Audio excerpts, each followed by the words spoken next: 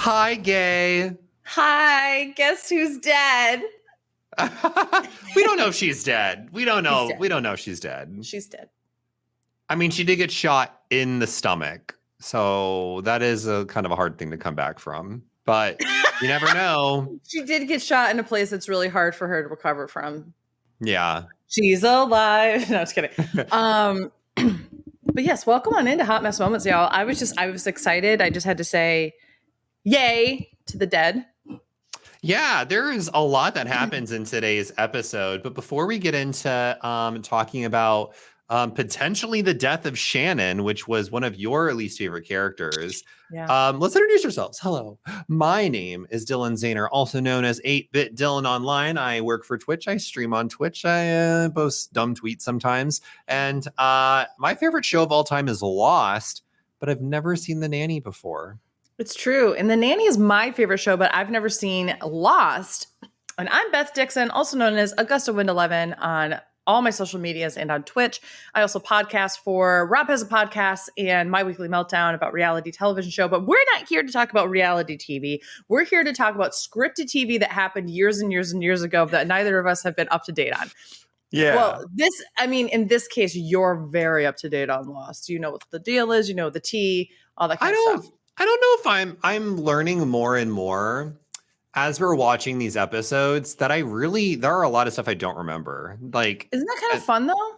Yeah, no, it's super fun. I'm very much enjoying it. It's adding a lot of context because I know how the show eventually ends and like nice. the upcoming season. So it's really cool to see how some of the later seasons reference things that happened in the first and second season that, like, because there was so many years in between those seasons, you just don't catch. And you're it's the same thing for like when you watch a certain like boy wizard thing that is now like, we're going to cancel stuff. But like things that you're like throwaway lines in the first book that all of a sudden, if you were to go and read the entirety of the series again, you'd be like, oh my gosh, this one moment in the first book that nobody cared about has a secret reflection in something that maybe isn't even like super huge, but just the fact that there's a reference there, you're like, that's so cool. So that's interesting. I love that kind of stuff. I think it's a mark of a good writer and a good planner for, what's to come. And then also I love the idea that writers continually look back on things that they've written as source material for things they're going to continue to do. Yeah, it's super crazy. And that's why I'm very excited, even though it's going to take us a long time to actually like finish the series as we're watching one episode a week. We don't have those half of year breaks in between like we did during the actual show. Sometimes a full year that we had to wait in between seasons, sometimes even 2 years we had to wait in between, I think, because of the writer's strike.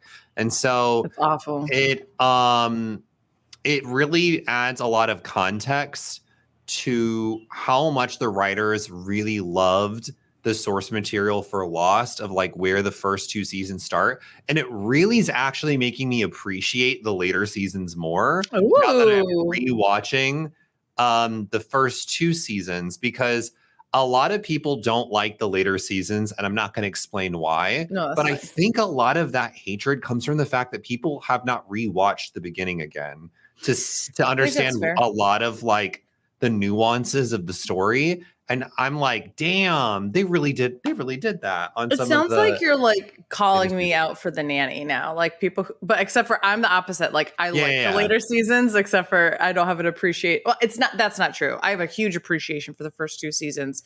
And hopefully that has come across in our coverage of The Nanny.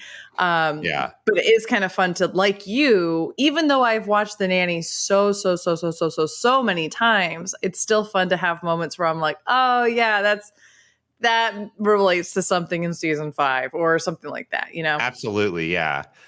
So outside of our coverage of Lost, anything new happened in your life this week? We didn't get to record The Nanny, which I know. Well, so sad. You know, and if I may actually just take a second to talk about something that's actually not as much fun that I've gone through this past weekend and such, just because it is Breast Cancer Awareness Month. I just want to share very quickly that I had been having some symptoms of breast cancer, including One of the other symptoms I had seen was that I had lumps in my breasts. So I went to my doctor. They wrote out an order for a mammogram and ultrasound. I was able to get squeezed into a hospital up No near pun my intended. mom. No, but seriously, the tatas were squeezed. I don't know if for any of y'all who haven't had mammograms and you know that you're mentally preparing yourself, I will say this. It's not a pleasant experience, but it wasn't painful. It was uncomfortable. There was a moment though, I felt like I was doing some weird choreography and like you just have this mammogram tech who's just holding your breast and kind of like manipulating it and touching it and like and then squeeze here and then we're going to do that and your shoulders need to go back here and your leg needs to come up here and you need to put this back here. Nope, a little farther. Now we're going to push your boob down and like it's like it takes more time to get your breast To get in where it needs to position. be. Yeah. and then she's like, "Don't move." And then your like little titty is getting squeezed and you're like, "Oh," but it doesn't like hurt. It's just like uncomfortable. Yeah. And then I had an ultrasound done as well. And I think ultrasounds are a little more painful because it's like, let's push down on the parts that hurt. That makes sense. Yeah. So anyway, I had that all done. And so after a weekend and a day waiting for the results, I was able to lots of stress and like worrying and that kind of thing. I was able to get back from I don't have the specific information yet, but that they had benign findings and I should have a follow-up mammogram in 6 months just to keep an eye on things.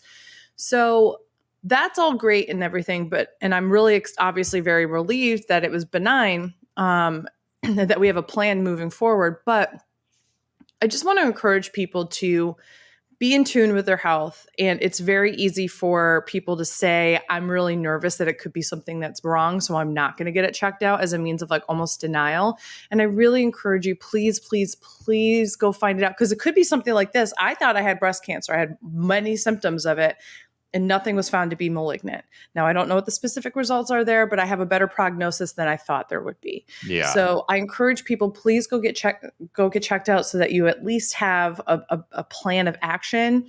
And maybe you catch things early enough that, it's not a fatal thing, that it's something that it might suck for a little while with your plan. So all of that said, just wanted to have that brief soapbox moment, but that has been what has been on my mind for a long time for the past few days.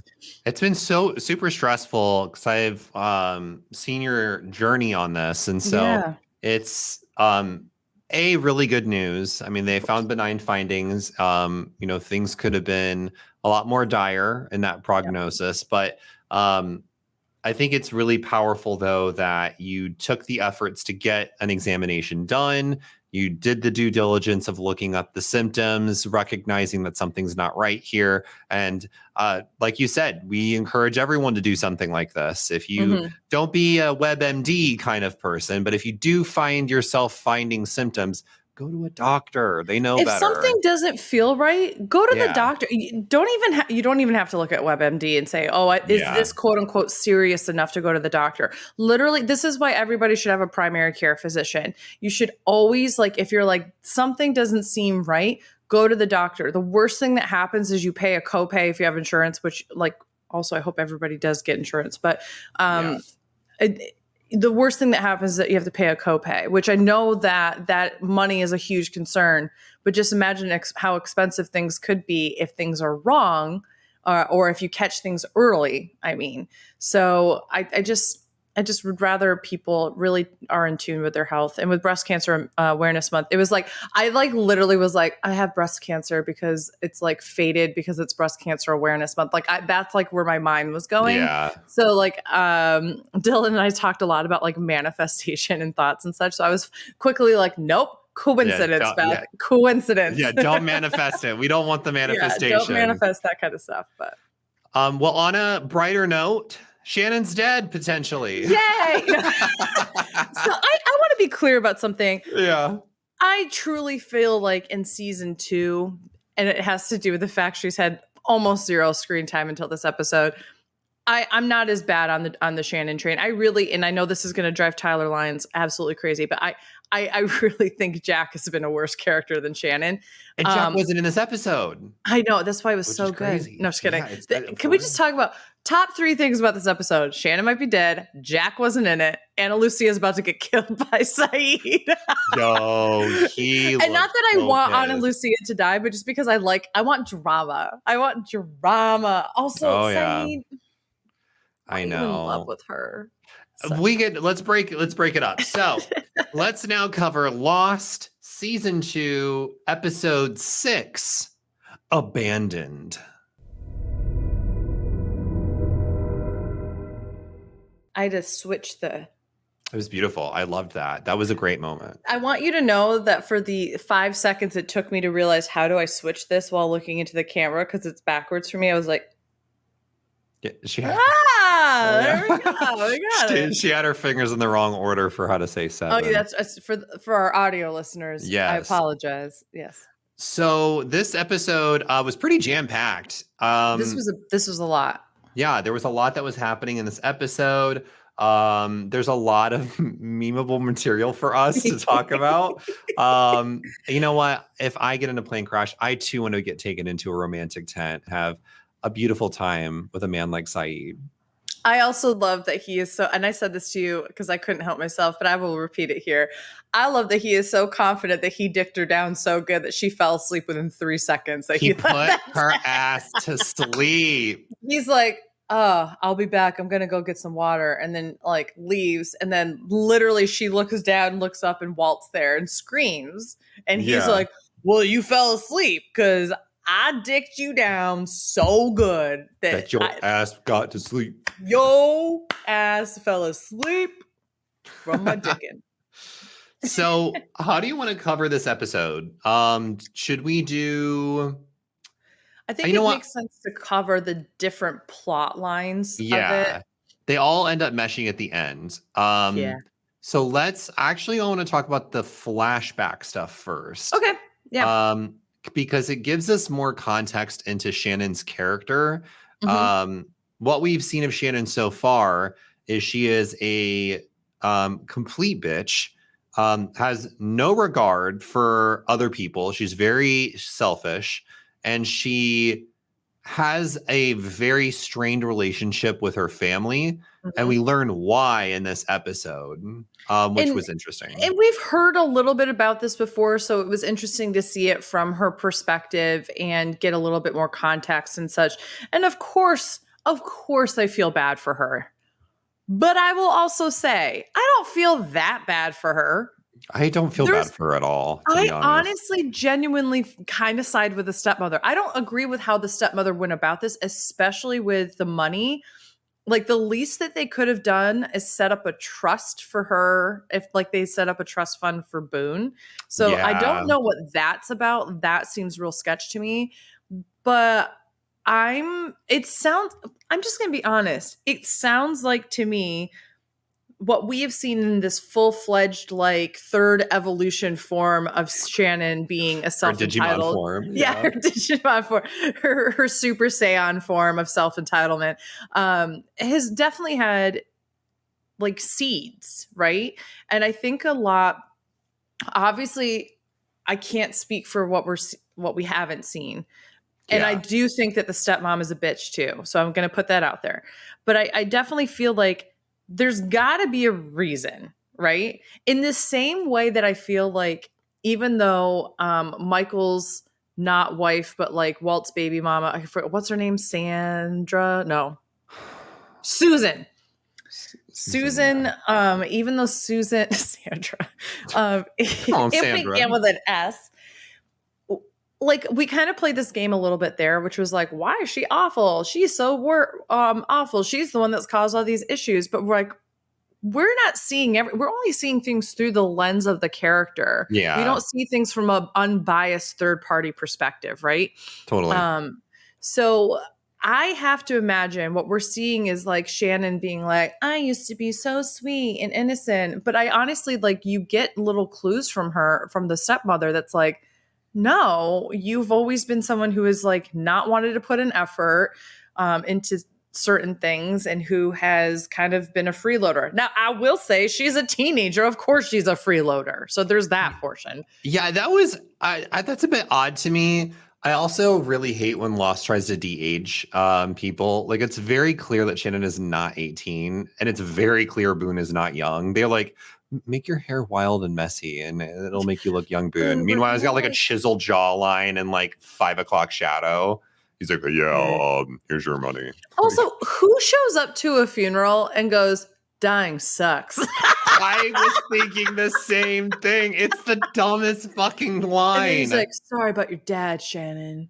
I'm gonna hug you and rub my weird cock against you. Like, it was like he kind of did like this weird rub moment. Didn't you see that? It was a little weird, yeah. Anyway, no, go ahead. I want your opinion on the hospital scene when we clearly saw Jack, and you made the connection when we were watching that because she unmuted, or you didn't unmute, but you made a face. You were like, I went like this.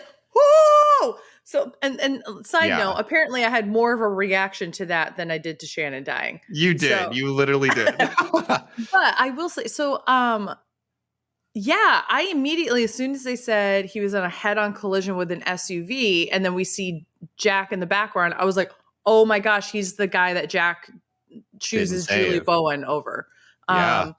And now that I hear a little bit more, are the doctors lying to the family and say, oh, he wasn't breathing and he couldn't be resuscitated? Because wasn't it he was breathing but was having trouble in the ER, right? Fully. So what happened was he did arrive, he was breathing, but he had health complications, and Jack had to make a decision between saving him or continuing to save her. But she was more critically injured than he was. So, but here's the thing, and that's what I don't know. Was she was critically injured, but not at risk of necessarily dying. That's she was true. She was at risk of of being a paraplegic. He was at risk of literally just dying. So that is like puts more into perspective that Jack chose to. Pussy.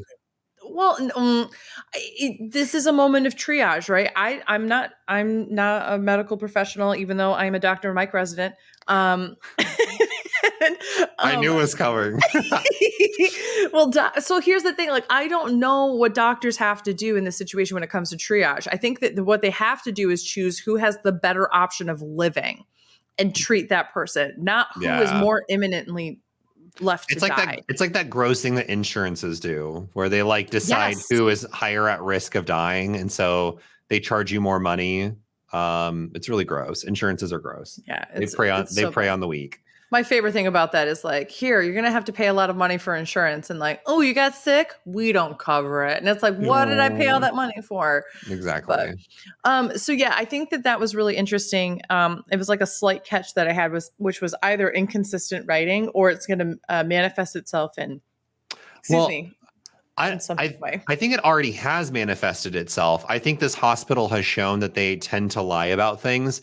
Just like how Jack Christian Shepherd. Yeah. Just like how Jack caught his father trying to completely lie and fabricate a story. I think this hospital in general just regularly does this, where they're like, I'm going to tell you news that's going to make it seem like it's a lot easier to swallow about how your father died, when in actuality we just didn't have anyone operate on him.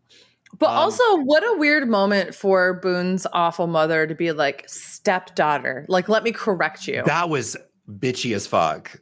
Like, that's awful. That's my stepdaughter. Excuse me. My husband just died her father, and you just told me, and we're going to go see the body. And I want you to, in this moment, let's triage it. Number one thing, that's my daughter. Stepdaughter. That's my She's not my daughter. Yeah, she is not my daughter. You better fucking correct yourself. You show me the dead body of my husband. Like, what? It was so weird. I want to give props, though, to Maggie Grace here. Mm-hmm. I love that scene in the hospital. She sells the fuck out of a girl who just found out her father died. Like, she really does. That crying, I was like, oh my God, she's the only one acting good in this scene, because the mother is just like, okay, take him to the body or something. Her mother or her stepmother. Sorry, I have to be stepmother. You have to get it right. Her stepmother doesn't even have resting bitch face. She just has bitch face. She's just a bitch. It's just bitch face.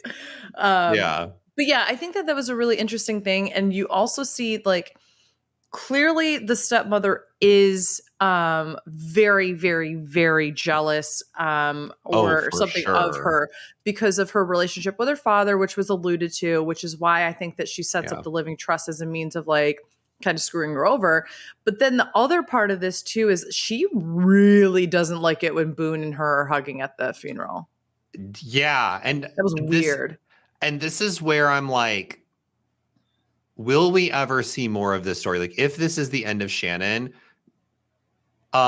this brings into question, if Shannon is dead in this episode and we no longer see any more of Shannon's story, that is like one huge unanswered question. Is we know that like Boone and Shannon have this really awkward romantic relationship. It's very one-sided. So like Shannon knows that Boone loves her, but I don't know if she loves him in that way. Like, and I'm wondering if I'm wondering if apparently she does, but like I'm wondering if the mother caught on to that, but we'll never know if there's no more Shannon storyline. I'm going to be 100% honest with you. I don't think Shannon's dead. I think this is yet another, is Shannon dead? Oh, just kidding. Okay. Thing. I do, or there's some, we'll get to that point in the episode and kind of chat about that a little bit more. But yeah, I think she could be resuscitated.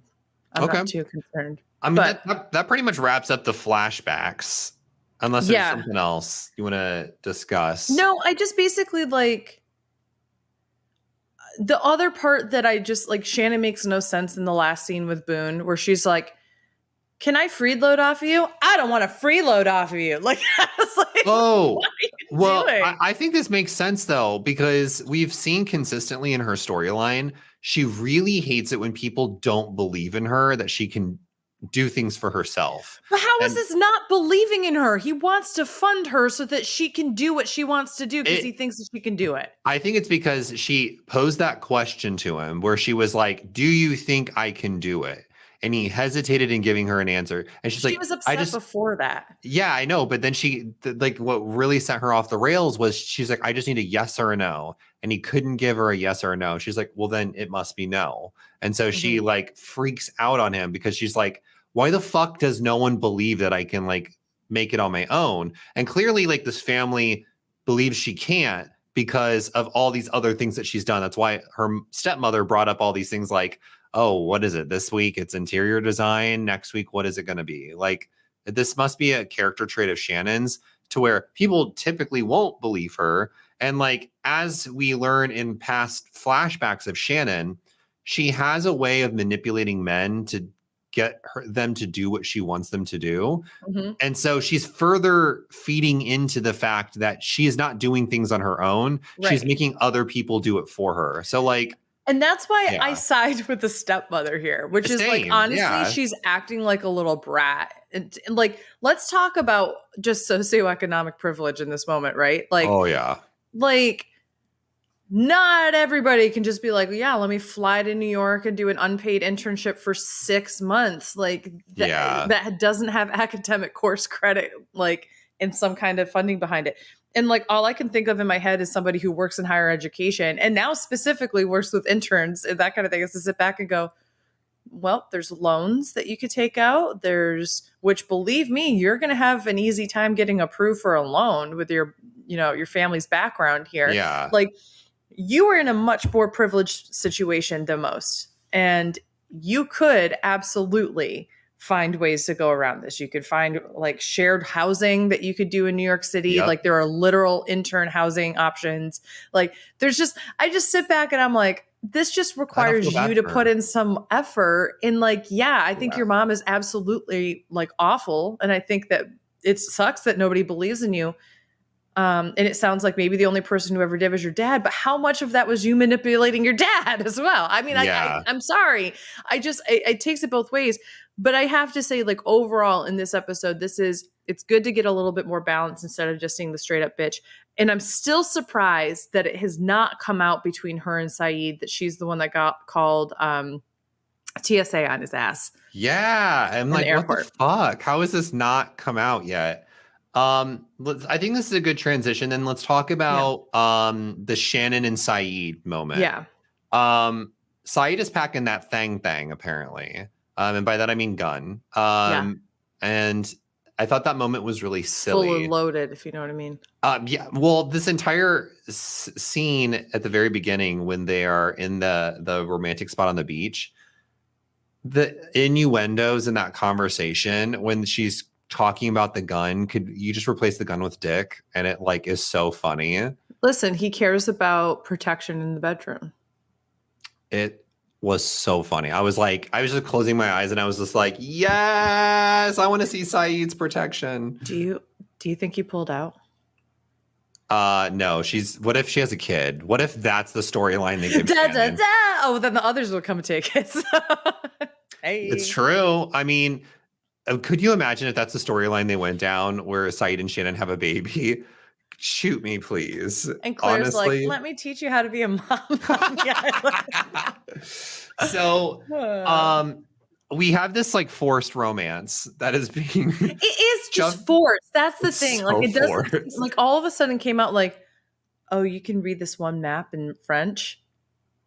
Let's date. Fucking. I'm like, what? Fuck my dick. Fuck it. But there is one moment in this like interaction between Saeed and Shannon throughout the episode, and that's when Saeed is checking in on Shannon at the grave, and he mentions, I know what it feels like to lose someone you love.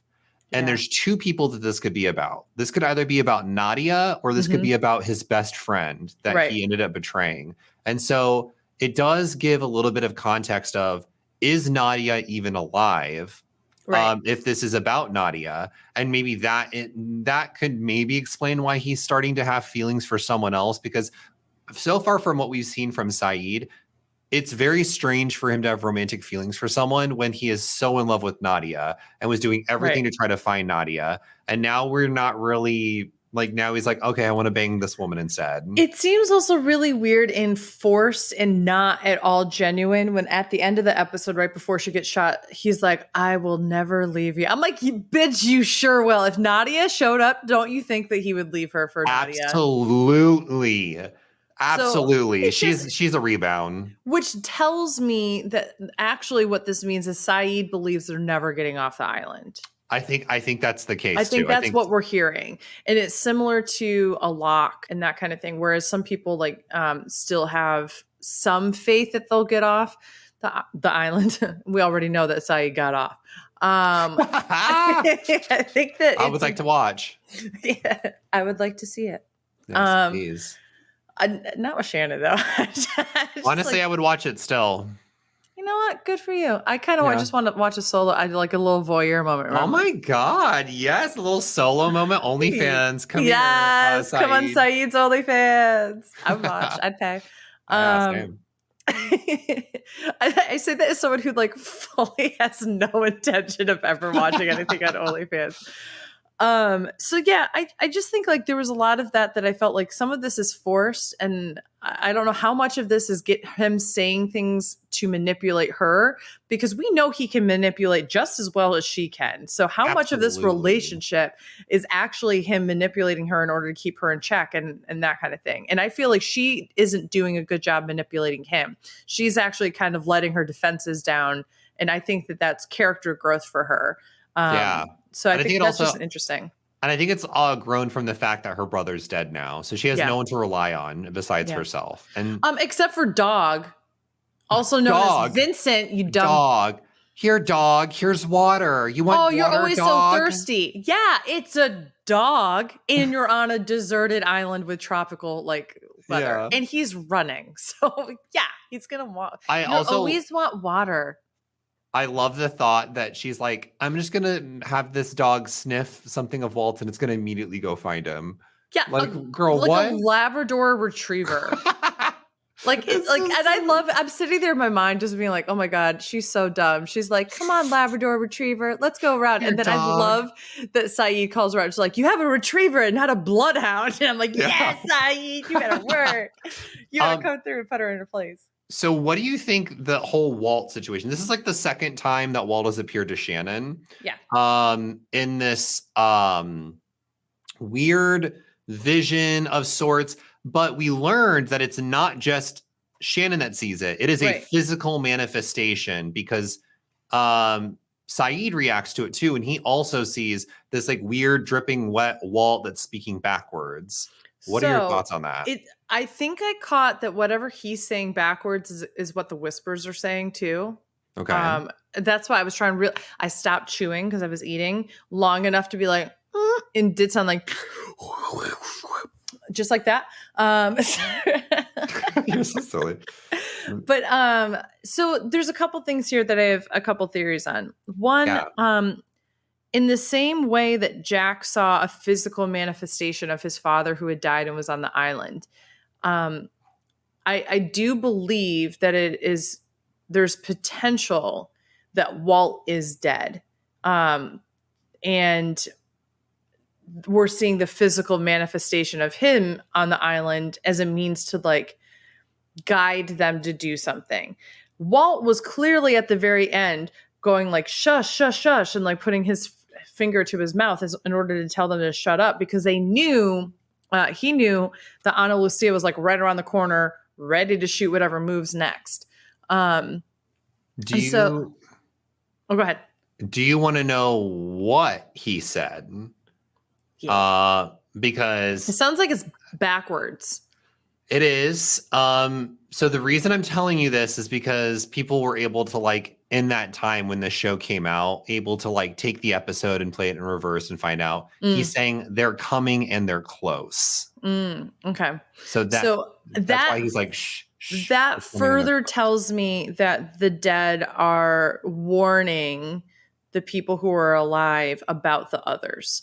And so I think when he went like, shush, shush, shush, he maybe he meant it about the others because we know that Carol, as I called her, the NPC of the tail end of the plane. Cindy, not Carol. Yeah, Cindy. All of a sudden they're like, where's Cindy? I was like, I knew that girl got one line this entire time. And she's Did you gone. catch that? I don't know if you've noticed this. Cindy was the flight attendant from the first episode that gave Jack the extra alcohol. No, I'm going to be honest. I forgot all about that.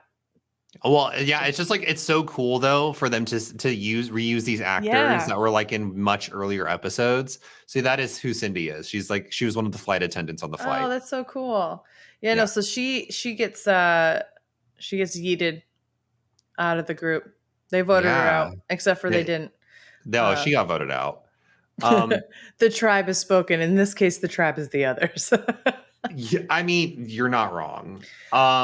With this scene though of Walt appearing to Shannon and this leading to Shannon getting shot, what do you think going forward is going to happen to Saeed and Shannon?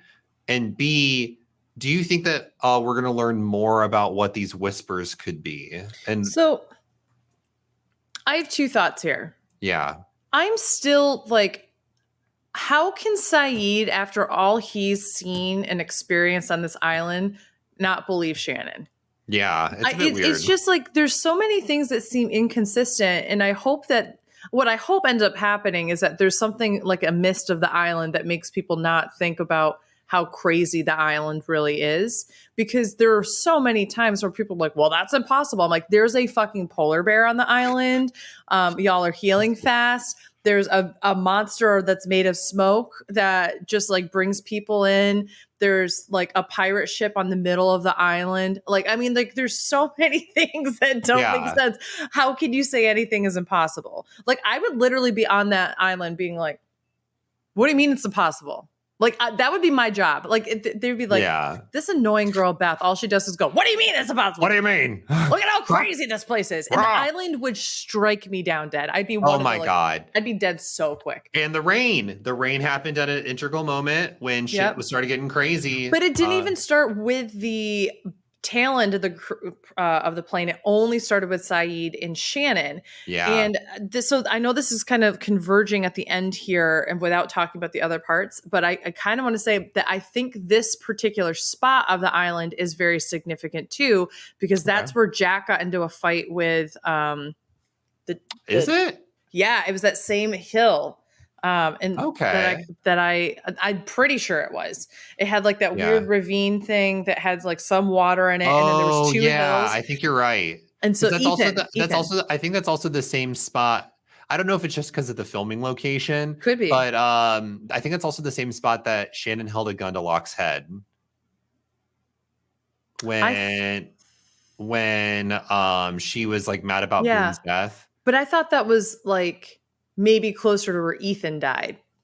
Like in the middle of the woods. I don't know. But regardless, just because as I watched them bring the tail end of the group, like put Sawyer up there, I remember thinking like these hills are really hard to go up right here because of the whole Ethan tracking Charlie and Claire in season 1. And like falling down. Like I felt like the reason why they made it like we have to go up here was to show that parallel of like how they're really on the edge of getting caught by the others, or they're right in the other's trap, and then in that moment I knew somebody was going to go missing, and then bye Cindy, NPC flight attendant person, bye. Let's talk about that. So let's talk about the tail section. So we're seeing which I think this like furthers the fact about like how the healing factor on the island works. And the fact that Sawyer is succumbing to an infection, but it is definitely not at the rate of a normal human being. Like he should be dead. He should be long dead at this point. Also, like, can I ask, did he have like actual blood smeared on his neck and such? Or was that like the red streaks that you get when you have an infection? I don't know, honestly. It could be both. I think it's probably closer to an infection. Yeah. Like it seemed like a really bad infection. Because I'll put this out there. If you ever get to a point where you have a cut or a wound or something and you see red streaks, bitch, you need to get to a ER ASAP, because you're going to die like any moment, essentially. Yeah. Because that means that you have a very serious infection that has made its way through your muscle and your bone. You could be you might need to amputate. Like there's some really serious things there. Do you think we're going to lose Sawyer here? No, see, I have a hard time believing that they're going to kill off these characters. Like what would be the whole point of bringing Sawyer all the way here just for him to die right then? Like, I mean, I can think of one narratively. Okay. To give, if they were to kill Sawyer here, it would give Kate the motivation of you should have said goodbye when you had the chance. Cool. So that'll last one episode of her saying that, and then true. But like imagine like Sawyer does arrive back to her, but he's dead. So it's like this moment of fuck, I never really got a chance to say goodbye. Now I'm not saying he is going to die. He could survive this. But I could see like narratively why they would do that, to give maybe Kate another motivation to stop being a wet blanket. Yeah. Oh, I wish. I don't have faith in the writers for that. I truly think there's a reason why they're keeping all 3 of the raft people alive at this point. And I think it's because the death has got to be Walt. I think that Walt is dead. Okay. And it's exacerbated by the fact that Michael, every other line is, they took my son. If he says that one more fucking time. Just like that. Can you imagine being that actor being like, let me guess what my line is. They took my son and I look the same exactly. Yeah. They give him his booklet of his script, and he's got like 5 lines, 2 of which are, they took my son. You better talk to me about this. They took my son. Be like, I'm going to carry my friend up this hill. They took my son. Like, I'm like, I get it, bro. He's like a soundboard. All you have to do is kind of push him like in the left nipple, and he goes, they took my son. They took my son. The way he says it's like so aggressive. He says it in different ways. He does it, yeah. That's just the soundboard of the various ways he says it. Which, by the way, is 4 times. They took my son. Son. Yeah, like it's so funny.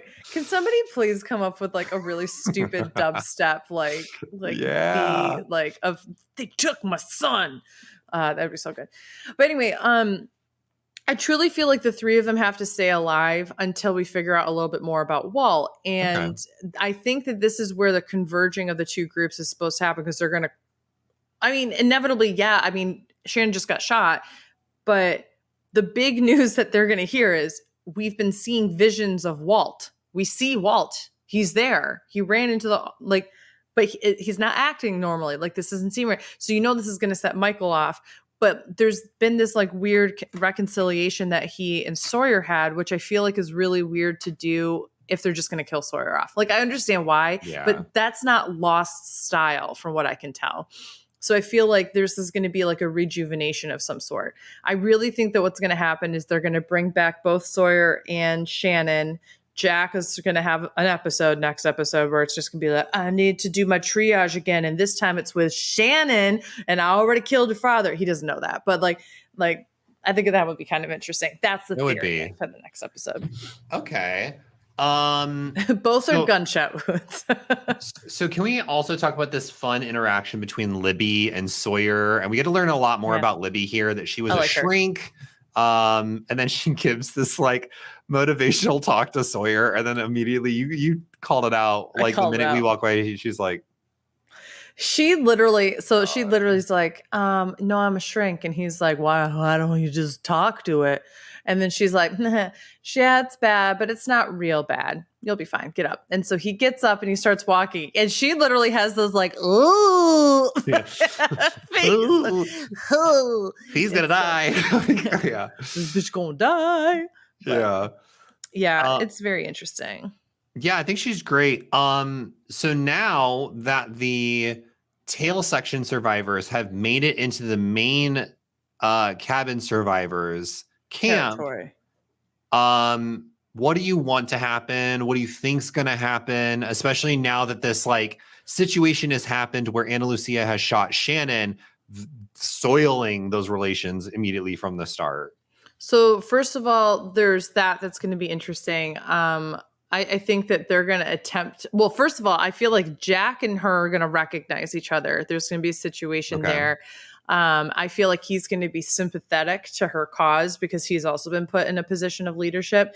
But he was put in a position of leadership. I have a feeling Ana Lucia put herself in the position of leadership for the other side. I see, yeah. And so I think that's what's going to be interesting. I see Ana Lucia and Locke weirdly connecting, but not immediately.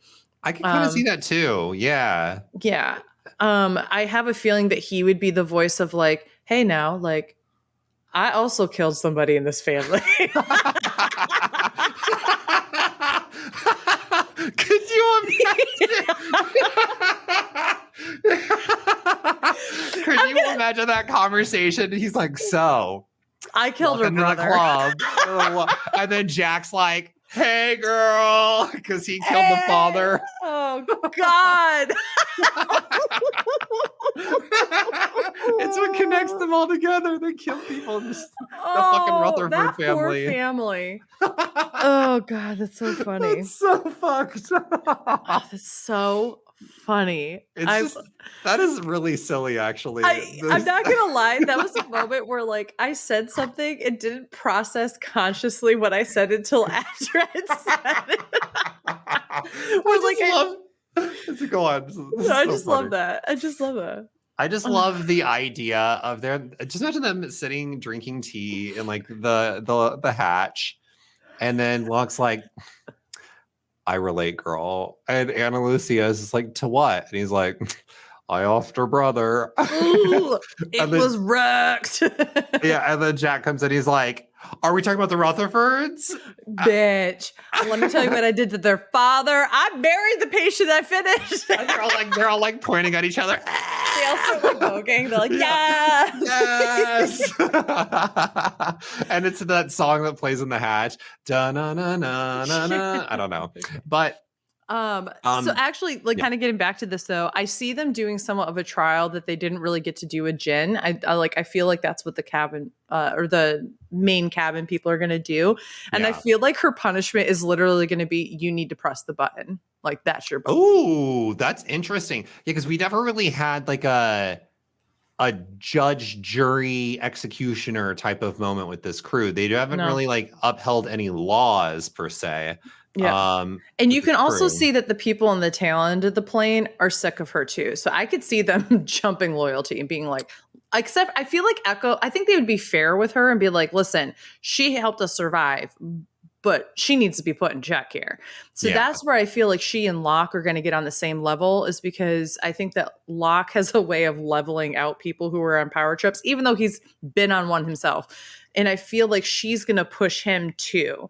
And so I see them like being like the hatch people. I see Echo and Locke obviously being the trackers and getting together, but I see Echo and Saeed being the two that really connect. I see, I would love for Libby to like, just be like, for right now, I feel so bad. Libby is my only hope for like women in this. Like, I'm like, come on, Libby. Come on, Libby. Don't die. Let's just go. But I think it's going to be interesting. I feel like Libby will play kind of like a secondary character role, maybe tertiary character role, like similar to, like, I don't see her being as tertiary as like Rose's character has been, but like a step up from there. So like basically where like Shannon's character has been, or Claire or somebody like that. So I'm interested to see that, and we will have to talk about Claire. There's a lot to talk about there. I think a little bit. So one thing about Libby that I want to bring up, and this is one of my main theories of the episode. Okay. What is it? So Libby asked, did you see the kids in the very beginning when they were talking about how Echo and Jin and Mike, well, not Michael wasn't there, but when Echo and Jin saw the others walk by. Yeah. And she said, did you see the kids? And Ana Lucia immediately shuts her up. And so I think the others specifically kidnapped children. Okay. And we've seen this already. Like, we've seen them try to go after Michael, or not Michael. Well, I mean, they've successfully did that. They kidnapped Claire, who was pregnant, right? Yeah. So why kidnap the pregnant woman? Why children? So again, I think I said this like a long time ago. Like, I get these like White Walker feels out of it. Like how they would only like baby boys, and then they would just like kind of go, and then like turn them into White Walkers as the little babies. I feel like there's something to that. Like, maybe the others can't reproduce, and this is the only way that they can continue on, is to have children and kind of like indoctrinate them in some capacity earlier. And so I said, this is literally my notes. I said, this is both to be a mysterious plot device and also a means of keeping the kids off screen so that they don't age. Oops. I think you're not wrong. I do want to put a not a foil, but I want to put a wrench in your theory. Do it. So Ana Lucia in this episode mentions how the first night 3 of them were taken, and then that's my next thing. I was going to go into it. 2 weeks later, 9 of them were taken. Are they all children that they were taken, do you think? So I wrote either the 12 were all children, unless took means they took their lives, in which case they killed them. Yeah. So it could be what they did was they took the children the first night. There were only 3 kids that survived. They took them, and then the other 9, they killed them because they said nothing happened for 2 weeks. And then they came and they took 9 more. And so to me, she could be playing with words here and saying took their lives. Yeah. And also, we have to talk about Goodwin. Yes. Beth was like rubbing it in my face that I was wrong. Oh, that doesn't sound like me. So they talk about Goodwin in like a more sentimental way. Yeah. What are your thoughts on that? 100% of the time, I'm correct. So this was so basically we find out that Goodwin was murdered by the others, and so they kind of talk about him in a sentimental way, that kind of thing. That further tells me, was he? Because how long have they been on the island for? 2 months, 3 months? I think it's about like 48 days. 48 days. So Goodwin was not a part of the 9 that were taken then, because his body was super fresh. They would have taken his body at this point. If they knew where his body was, they would have just taken it back and like buried him or done something. Well, with it, right? I don't think they want to go anywhere in that jungle because of the others. So they probably don't want to like even interact in that space. So it's just interesting because that would have been 2 weeks after they crashed, because it was the first night that they came and they took 3 kids, or I'm saying kids, but 3 of them. They took 3 of them, and then 2 weeks after that. So that would have been a month ago at this point, more than that. Yeah. Like, like a month ago. So like basically this gives us a timeline of, I truly do think that the taking meant children. Okay. Also, we saw a bear, so we know that there is some kids there. Yeah. I think with the polar bear. It's like, we do know there's kids because there's a polar bear on the island. And you're like, yeah. That makes sense, Beth. Yeah. Now, the other thing is, too, it could be, what if how they took the people instead of taking the children? What if it was the kids of the others that came and took them and like basically were like, help, I need your help, and grab like 3 of them into the woods, and then like you never saw them again. And that's why they have trust issues, because they're not trusting kids. That's the other like slight theory I have there. Okay. I don't believe that one as much as I like the other one. Okay. I also have another half-baked theory here. Go for it. This has to do with Vincent. Ooh, okay. So every time Vincent has like run off or something, I kind of feel like Vincent represents the physical embodiment of those that have passed, of whoever is in possession of the dog. So when Vincent was with Walt, he'd run off and he'd do all these things, right? And I think that that's the physical embodiment of his mother, who would like travel a lot. Yeah, that makes sense. And kind of like go around, and it's like he could talk about his mother's passing to Vincent, because Vincent kind of took on, now I'm Susan, essentially, blah, blah, blah. Yeah. And then that's why Vincent brings Shannon to Boone's grave to basically be like, I'm with you. I'm Boone. Hi. You can talk to me. So I think that Vincent, because like, I'm not saying that like Vincent changes every single time, but I think that if you have a significant connection with the dog, it's like that dog has the spirit channel through him in a way. So I don't know. That's something I've thought about. That's a very interesting theory. I don't know what else to say to that, but I do want to. You can say it's right. That's fine. It's so right. Thank you. That's all I care about. Let's talk about the Claire, Charlie, Locke situation, because there's a lot of red flags. Okay, now that Shannon's dead, can we get Charlie just yeet him right off this island? He is so unlikable. Why do people like him? I don't know. The first episode that we shot of this, like before we even watched the pilot, you were like, Charlie's a fan favorite. That fan favoritism better come out somewhere, unless it's a whole bunch of misogynistic men. But see, the more I'm watching this, I remember distinctly people really liking Charlie even in the first 2 seasons. I just don't get it. And is it because it's a 2021 lens, do you think? I think people liked him because he was in Lord of the Rings. And the actor that played him was one of the famous actors that was Dominic Monaghan. And so I'm wondering if that played into it, because the more I'm watching this, the more I'm like, you are garbage, sir. Like, the way he, literally. The way he talks to Claire and the way he like pretends to be the dad to this kid, and even Claire's just like, he has first of all no right to talk to Claire about that. Well, why'd you do that? You're gonna blah blah blah. Yeah. Not your kid. Who cares? Yeah. Fuck off, dude. And clearly Claire doesn't even know how to like bring it up. And that's why mad props to Locke here. Yeah. For Locke putting him in his place, because Locke was able to hear from Claire that, Charlie might be some kind of weird religious guy, because he always brings around this like Virgin Mary statue. And so, which Locke's the only other person on the island who knows that is full of heroin. Yeah. And he knows that he's a heroin addict. So this is a wonderful scene of them playing. What game is that? And they're playing backgammon. Backgammon. And they're sitting there and he's really kind of like, hey, I love Locke, how manipulative he is in this moment. Like, I'm sorry if you felt like I was overstepping a boundary.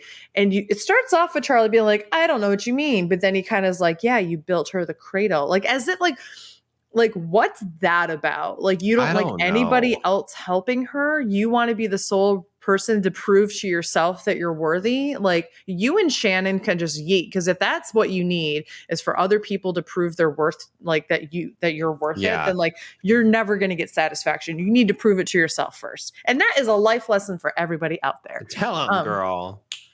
How you going to love somebody else if you don't love yourself? I have a theory here. Yeah. Because I truly don't remember this storyline that much. Mm-hmm. My theory is it's a theory and a question. Okay. Do you think he is going back to using heroin? No. And I'm of the mindset that he is. I think he is going back to using heroin. Or if he's not, he is obsessed with being Claire's father to get his mind off of using drugs. Exactly what I think it is. That's exactly what I think it is. And I don't think he's actually started using it. And that's why I think he is so terrified of Locke helping Claire, because it's imposing on his job that he's given himself in order to stop using heroin, to get his mind off of it. So I don't think it's like a relationship thing. I think it's an errand thing. Like, I think that makes a lot of sense. That's exactly what my theory is too. And I would say that that's why I love this conversation even more with him and Locke, because Locke is really putting him in his place. And it was like, well, where do you get off? You're a heroin addict. And he's like, I'm recovering. And he's like, mm-hmm. Are you? You are? With your statue? You pretend I don't know about it, bitch. Imagine he's like that. What a power!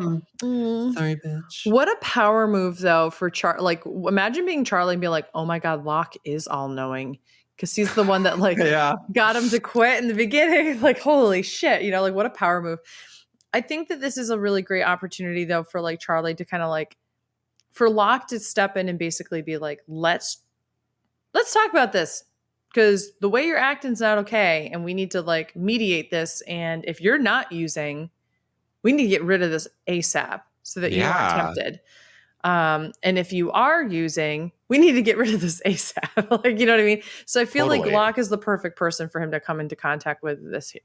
And I'm interested to see, now that Libby will join them, if there's any kind of psychology thing that she'll end up doing with him. Ooh, that's true. This crew definitely needs a psychologist. So poor Libby is going to get burnt out. Oh my God. She's going to be charging rates in terms of trading items.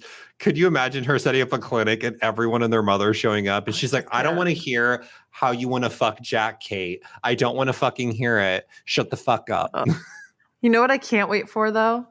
What? Bernard and Rose are going to be reunited. And Jen and Son.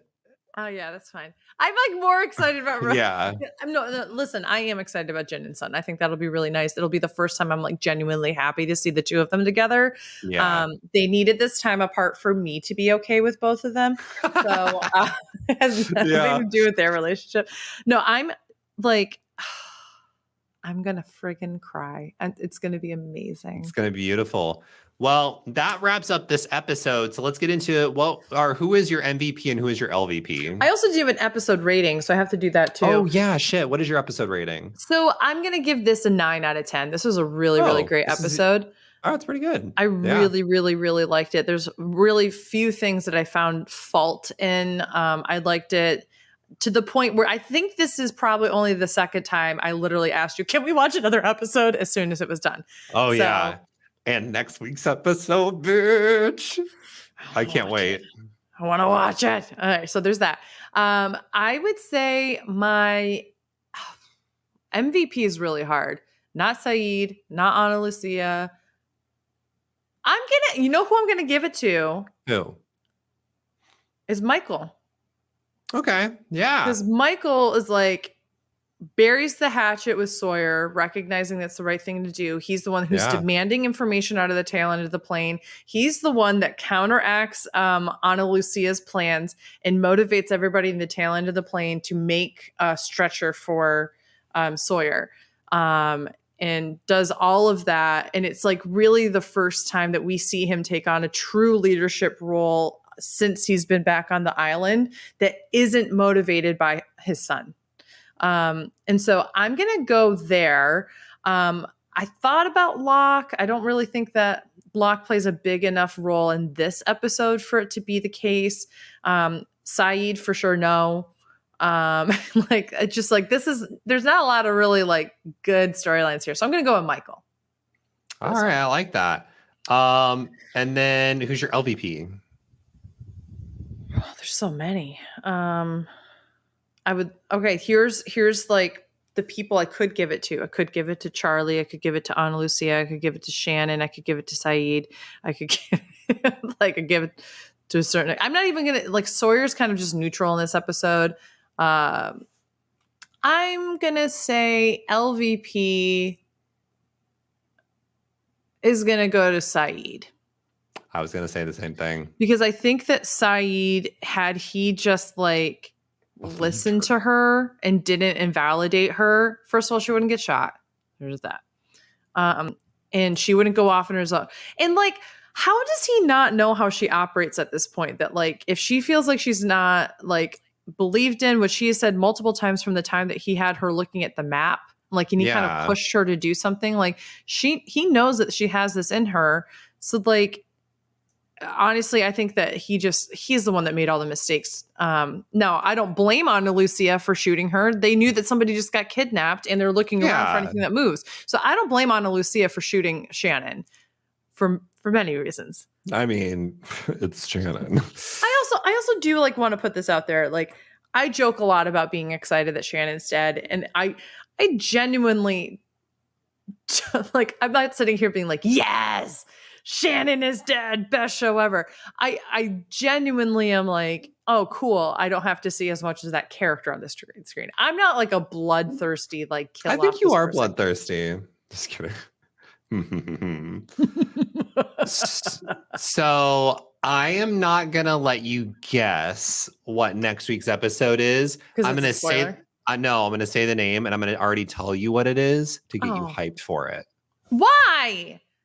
You're such a cruel bitch. I wanted to watch the episode tonight, and now you're going to even like tease it out a little bit more for me. It is called The Other 48 Days, and it is a full flashback episode of what happened to the tail section survivors leading up to the present day. It's wild. So we're going to see all the children. You're going to see everything that happened to the tail section survivors from the crash to the present day. Wow. It's a full flashback episode. So we don't get any resolution to the Shannon situation. Just be prepared. It is a full flashback. You know what? It would have been crueler for you to be like, yeah, Beth, let's watch another episode. And then I would have found out that it had nothing to do with to resolve this stuff. And I'd be like, Dylan! Motherfucker! Now you have to still wait a week. Okay. I'm excited for that. I'm excited for that. It's the first time that they're literally, it lists online who the flashback is for. It says all the tail section. I love. Yeah. I love. You know what this means? What? We're probably going to see flashbacks of Rose. Maybe. I don't know. I can't remember truly in this episode if we actually see like flashbacks within these flashbacks or if it's all just one continuous shot. Oh, okay. My apologies. I wasn't picking. I knew that what you said was the other 48 days. Like, I understood that, but I thought you meant there was also flashbacks of those characters within the flashback. There might be. I'm not actually sure. There might be actually flashbacks of all of the tail section survivors. I can't remember. I do remember this episode being iconic though. Like, I was just like, I remember when I watched this live, I was like, oh, fuck, let's go. This is sick. Yes. Like, just because you get to see like everything that leads up to today. Wow. And I didn't think that they would ever show us it. And I was just like, oh. I'm interested in seeing, excuse me. I'm if Bernard had what Bernard's like, we know that Rose Mindset. kind of sat on the beach for a few days and that kind of thing. Like, what if Bernard did a similar thing? Maybe he didn't think that she was gone. Maybe he also believed that she's alive. Who knows? But we'll have to see next week in our next week episode of Hot Mess Moments. So messy. So make sure to leave a 5-star review on Apple Podcasts. Leave us a written review if you haven't already. And check us out we're on Spotify, Apple Podcasts, YouTube for the video version, all free of charge. And make sure to go follow us at Hot Mess Moments on Twitter. Yes. Do it. Yeah, that way you get up-to-date updates on all of our upcoming episodes. If you want to talk about Lost, send them over to me at 8-Bit Dylan. If you want to talk about the nanny. Yeah, if you want to talk about the nanny, you hit me up at Augusta Wind 11 on Twitter as well. My DMs are open in case you are like super secretive. But I'm very excited. It's going to be next week is going to be a great 2 episodes. Well, first of all, because we missed the nanny this week, we are going to double up. So we're going to do 2 nanny episodes for Tuesday. Those we're going to record in person together because we're going to be together. Yeah, that's going to be here in my town. We're going to be recording an in-person episode. There might be an in-person Lost episode. We're not 100% sure yet on that, but there definitely will be a Lost episode next week. So get prepared for that. But I'm excited because this episode of The Nanny, there's some really iconic moments that happen at the next one that we're going to be talking about. And then the one after that is solid. It's okay. So I'm kind of happy that we're doubling it up so that the next episode after that is where we start getting back on track with, we start getting out of the slump a little bit with The Nanny. Yeah. Well, this has been exciting. Thank you all so much for tuning in this week. We'll see you next week. And until then, bye.